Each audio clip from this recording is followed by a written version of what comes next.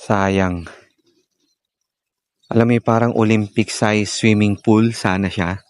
Ito po ay nasa loob ng isang abandoned sports complex. Dito po yan sa lalawigan ng Tarlac, mga S-friend. At ito nga ito yung grandstand. 'Di ba, kung saan naroroon yung mga manonood nitong swimming competition.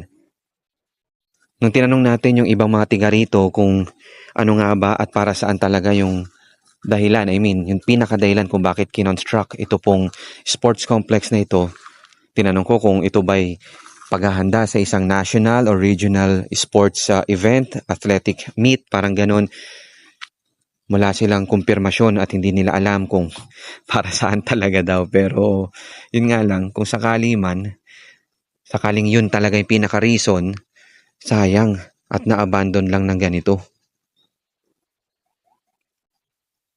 Alam mo parang hindi man lang siya